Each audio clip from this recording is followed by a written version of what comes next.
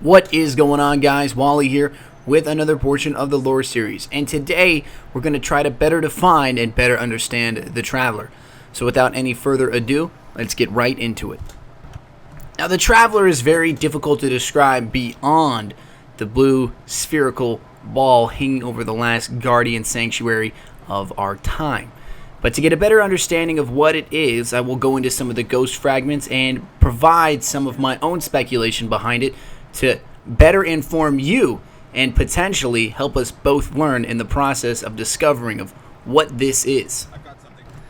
The best way to start is from the dreams of Alpha Lupi. You have lived as invisibly as possible, flickering from solar system to solar system, making grand plans, overseeing the culturing of civilizations before leaving in a blink. But you have no recollection of ever wanting worship or even thanks for those blessed by you. But memory is heavy now.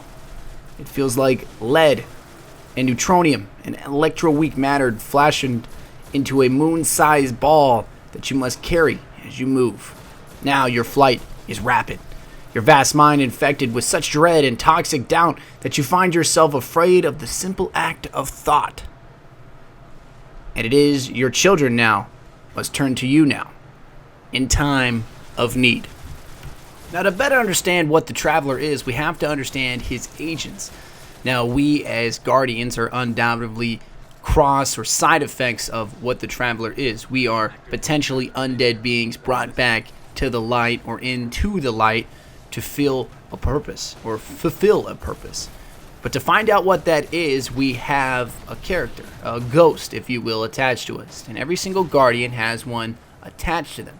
And these ghosts are actual machinery of the Traveler. They're a part of him, creations of him, to help us and potentially help humanity reclaim what has been lost.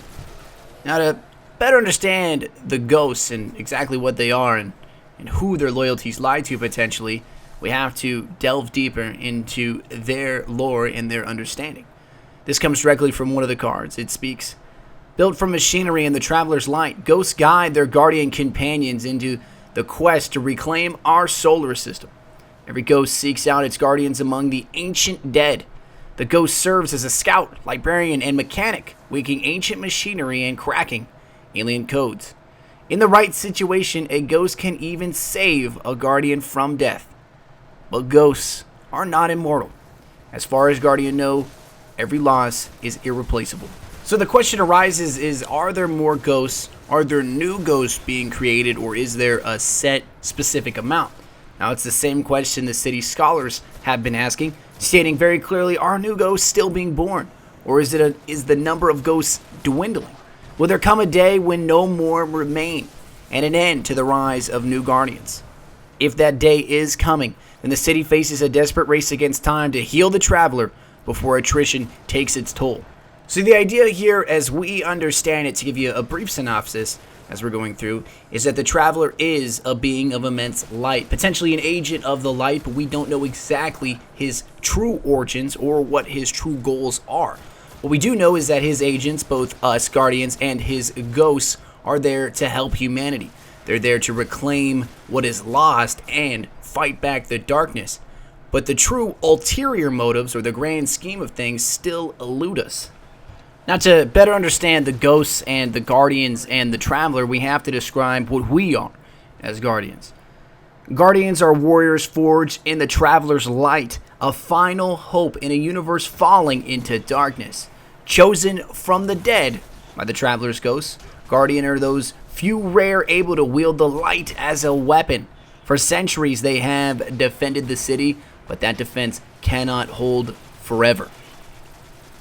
Now, the basic understanding here is that you as a Guardian, or you as an individual, are resurrected by the Traveler's light himself through the ghost, through the Traveler's agent, and you are brought back into the chaos, back into the fold, to get back at the darkness, if you will.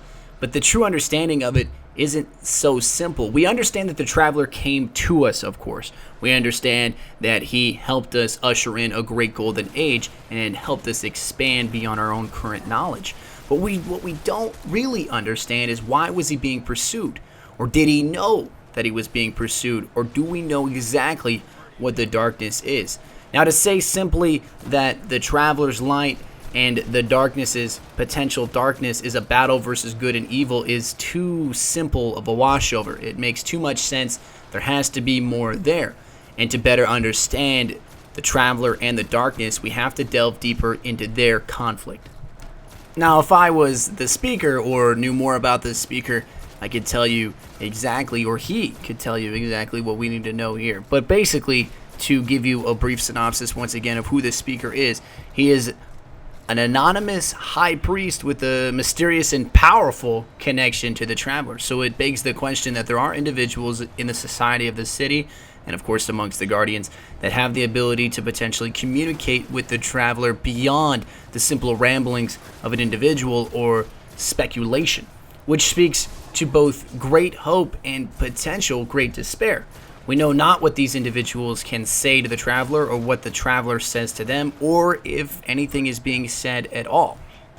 But what we do know is that there is an enemy, and this enemy is potentially tangible, but from all sources that we have read so far, the enemy is untangible. And I'm not talking about our enemies in front of us, those that we can see, not the Fallen, not the Vex or the Hive or the Cabal. I'm talking about the darkness itself, the ancient enemy of the light. But again, it's so difficult to explain what this is. There's so many different positions, and I will explain each of these positions to you currently. But I want you to understand that at this point, it delves more into asking questions and receiving only questions than it does actually us receiving answers. So keep in mind, as this could become very confusing, as I myself find myself rereading and rereading to get the best information possible. So to begin, the speaker tells of a cosmic force that swept over us and caused the collapse. Legend calls it the darkness, the traveler's ancient enemy, which it hunted across space. All we have left are questions. Centuries of debate gave birth to competing arguments on the nature of the darkness and the collapse. The Pajari position describes the darkness as a force with both physical and moral presence, an actualization of evil, if you will. Pajari art depicts the darkness as a great storm, or as a change in the conduct, a corruption that emerged from within and poisoned the Golden Age. Now, this is an interesting position. Now, there's other positions, of course, and I'll explain them soon, but this position describes that potentially humanity itself created the darkness through the Golden Age, or it came from within us. Now, humanity, as we all know, is both a creature of great good, but also of unspeakable and heinous acts. So potentially the darkness acted through us and destroyed ourselves from within, or potentially it is something else, another position entirely. And that position would be Saint 14's position. He argues that the darkness was an invading armada, an alien force of incredible but tangible power. Some adherents believe that this armada sprang from a species rejected or discarded by the traveler for their sins. Now, to go back briefly on a point like this, a species rejected or discarded by the traveler for its sins, it would seem that that species could very well be the Fallen, and I'm willing to bet that that's exactly who or what the Fallen is. It speaks well to their name. Their technology sort of resembles what the traveler is if you go into the xTakx and the primes, but of course that is all at this point speculation. One individual like myself can connect the dots, but there's still many dots in the middle missing. Another position is Ulatan's pieces. Basically considers that the darkness is a necessary symmetry to the traveler in a cosmic balance, so you consider yin and yang, black and white. In this view, the traveler's goodness led it to sacrifice for others, and it is up to us to return this goodness by healing the traveler. So once again, this speaks of the idea of if you are a religious individual, and I'm not trying to bring religion into this, but I am trying to cross-reference and bring points in. But most religions state that there is sort of a karmatic scale where you have to do good, or you have to be a good individual, or at least trying to live a good life, so that you will be bask in the light of eternal glory, or whatever you believe in, or if you believe in anything like that at all. Now, to bring the cross-reference into it, it sort of resembles the sort of fundamentals that we understand of just being a good individual. You have to be a good individual to appreciate things, and of course to be appreciated. Another position is the monist position, or the deflationary position. It considers the darkness as a technologically sophisticated force, perhaps a post-singularity intelligence. Adherents invoke information theory or contend that the universe is a simulation, allowing for advanced intelligence to gain weakly occasional powers by bending the rules. So the idea is that some civilizations or some powers get lucky, or they have the ability to move beyond what we naturally understand as the laws of physics or the laws of the universe itself. It is a very terrifying position, to say the least. Now, the final position, and this is my position personally, is the acataleptic clause. It claims that we are intrinsically unable to understand the darkness. In many respects, this belief parallels the Paraxic Creed, which suggests that we should stop worrying about the nature of the darkness and focus on resisting and defeating it. Now, what position is truly right about the darkness and what position is truly right about the traveler is really, really difficult to know. It's very difficult to even say where we lie on either end. But it is very, very simple to understand this case in point. We as Guardians are stuck between a battle of good and evil. We find ourselves on the side of good, but we are hopelessly outnumbered and potentially outmatched. But we have the ability to reclaim and regain our last honors and our last glories, and potentially find ourselves striving back into the light. But more on that in the next video.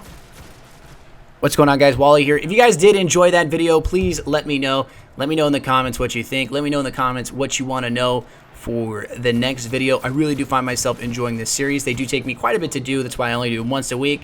And that way, if you are looking forward to these, you have something to look forward to. I really love doing these. I do these on the weekend, and it's a great hobby. It's a great time for me to kind of get into this story. There's so much to go through here. Basically, 90% of my referencing comes from Bungie itself. If you guys want to reread on this, it's all in your Grimoire. So if you want to check that out, feel free.